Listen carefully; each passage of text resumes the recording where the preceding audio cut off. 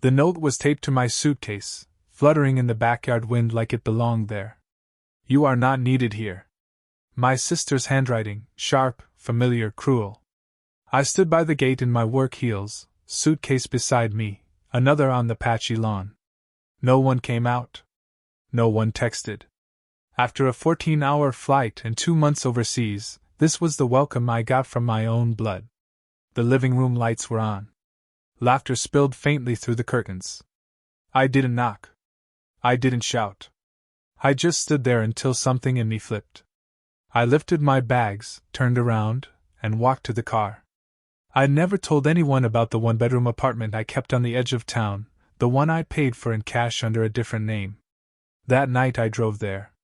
I unpacked in silence, and I went still. No calls, no posts, no explanations, just vanished. They thought they'd gotten rid of me. What they didn't know is that I'd already pulled away long before they kicked me out. And now I was going to show them who they discarded. Without a word, without a sound, just consequence. The apartment was cold and undecorated, but it was mine. I hadn't been here in almost a year, not since I started funding my parents' home improvements, paying off my sister's debt, and helping cover the mortgage they swore was temporary. They'd begged then, cried even, told me I was the stable one. Now they couldn't even send a text. I sat at the small kitchen table, staring at my phone. No missed calls, no sorry, no come back. And that told me everything I needed to know. That night I opened the file I kept hidden on my personal drive labeled for later. Inside were copies of every financial transaction I had made for them over the past 6 years.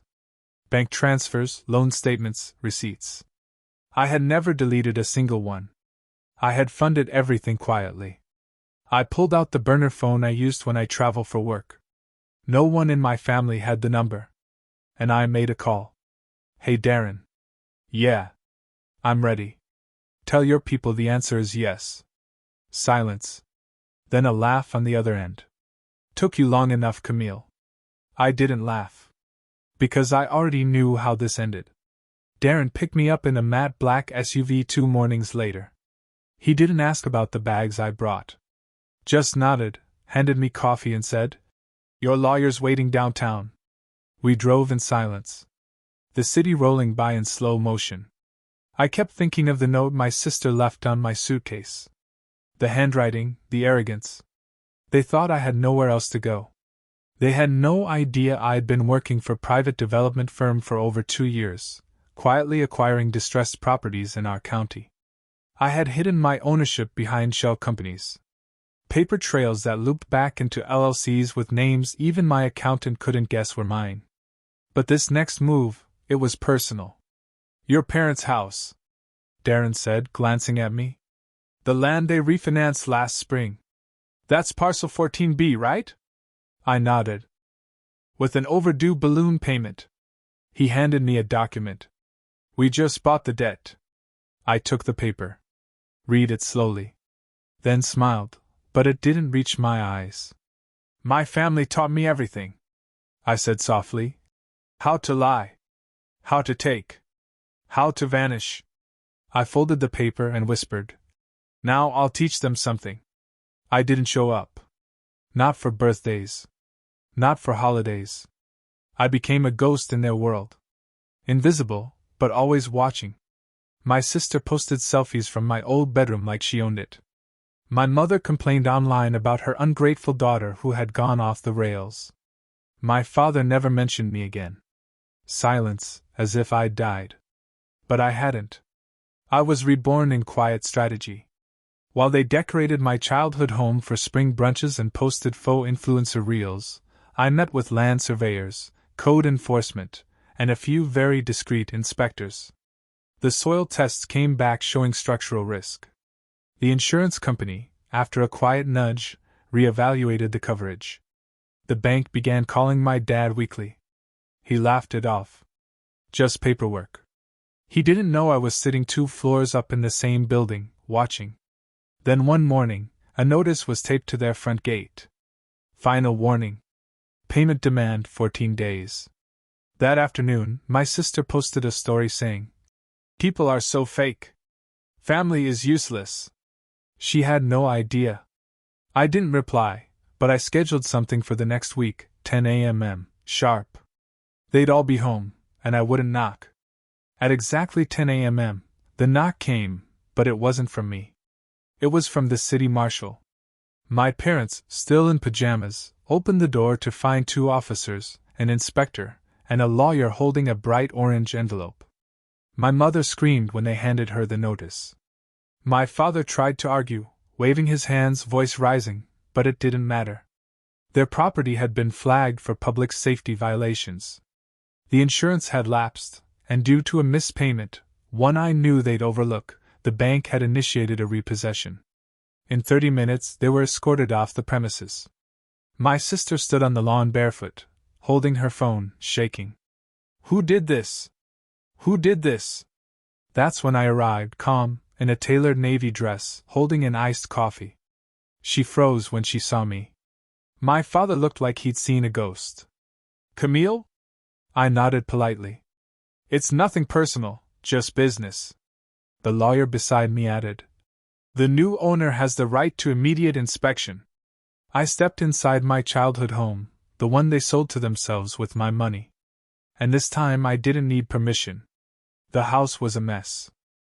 Stained carpets, chipped paint, unpaid utility notices stacked on the kitchen counter. My parents had let it rot because they thought it would always be theirs, untouchable, safe.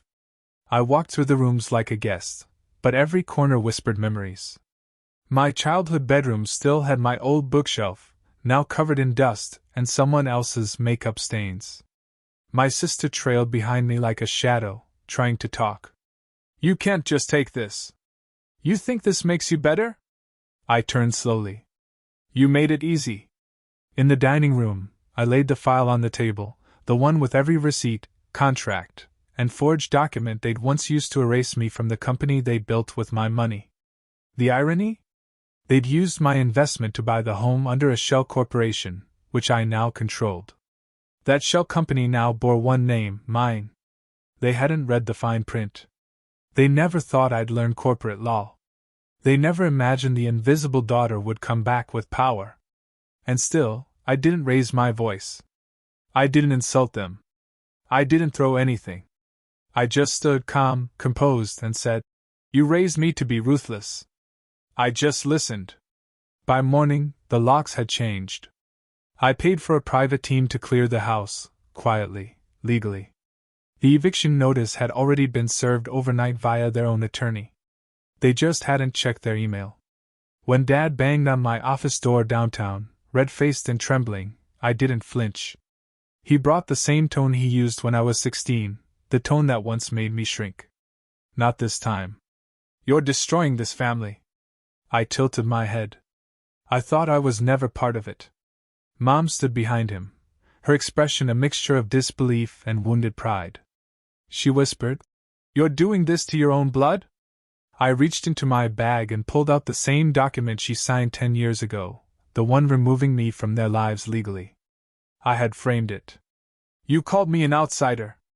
I just stopped pretending. I didn't let them in. I didn't argue. I walked back to my desk and resumed reviewing the final papers to liquidate the remaining company assets, the last piece of their empire. They thought betrayal was a one-time sting, but real consequences, those unfold slowly. The house was quiet now. No shouting. No guilt-ridden dinners. Just the soft hum of my air purifier and the occasional rustle of the trees outside my new window. I didn't take their empire to be cruel. I took it because it was mine, built on my silence, my labor, my childhood innocence, on my willingness to shrink so they could expand, on my $60,000 that became their ladder, and their arrogance. The papers were finalized today. Their company was sold. Every client transitioned. Their accounts drained legally, ethically, documented to the last penny. I hired them a lawyer to ensure it was clean. That was the final kindness they'll ever get from me. They now live in a small apartment. I live in the city, peaceful, protected, and private. My therapist asked me what justice felt like. I didn't answer. Instead, I smiled for the first time in years. Not because I won, but because I'm free. Because I remembered that when they said, "You don't belong here," they accidentally gave me permission to build something of my own. And this time, no one's name is on it but mine.